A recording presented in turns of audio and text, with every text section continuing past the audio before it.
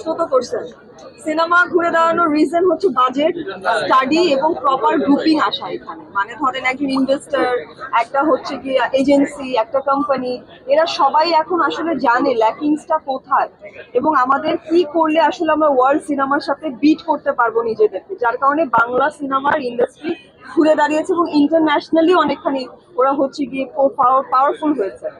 টেলিভিশনের ঝামেলাটা কোথায় হচ্ছে, টেলিভিশন ওই একই রুলস এবং স্ট্রাকচারে কোথাও আটকা পড়ে আছে, হয়তো বা বাজেট লিমিটেশন, হয়তো বা যে স্ট্রাকচারে আসলে টেলিকাস্টটা হচ্ছে স্ট্রাকচারটা চেঞ্জ হয়নি, যার কারণে এখনো একটা শীতল অবস্থা বহমান আছে। কিন্তু আমি বিশ্বাস করি যে টেলিভিশন একটা সময় ঘুরে দাঁড়াবে। আপনাকে সময় দিতে হবে, সবকিছুকেই সময় দিতে হবে।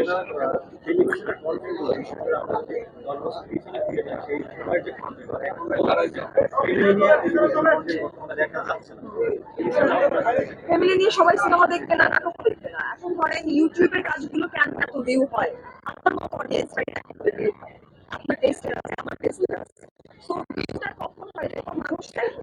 ধরেন আমি যদি ইউটিউবের কন্টেন্ট নিয়ে কথা বলতে চাই, কন্টেন্ট গুলো দেখবেন একটা সুস্থ, যতটুকু হচ্ছে যে মানুষের এক্সেপ্টেন্স তার থেকে বেশি ক্রিঞ্জি বা ফানি গল্পের এক্সেপ্টেন্স বেশি।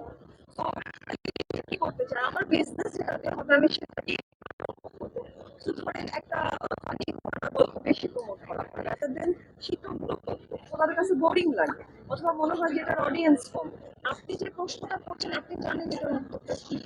আমাদের সবকিছুকে সময় দিতে হবে। মানুষ একচেটিয়া এক টাইপের জিনিস বেশি দিন পছন্দ করে না, যার কারণে দেখবেন ভালোটাও দীর্ঘদিন স্থায়ী হয় না, বন্ধুটাও হয় না। It's all about ups and downs. কখনো ভালো আসবে, কখনো মন্দ আসবে, এটা ব্যালেন্স করাটাই হচ্ছে সাম্যতা। তো এখন টেলিভিশন ইন্ডাস্ট্রির অবস্থাটা একটু শিথিল, কিন্তু আমি বিশ্বাস করি যে এই মোনোটোনাস ব্যাপারটা যখন কমে যাবে বা টেলিভিশনের ওনাররা যখন বুঝবে যে না এই জিনিসগুলো আর চলবে না, তখন পরিবর্তনটা আসবে। যেমন সিনেমার ক্ষেত্রে এসছে, সিনেমার ক্ষেত্রে ধরেন এই গত 5 বছরে আপনি রেশিও দেখলে বুঝবেন যে পরিবর্তনটা এসছে, বোঝটাই দরকার। আর আসলে তেমন কিছু না।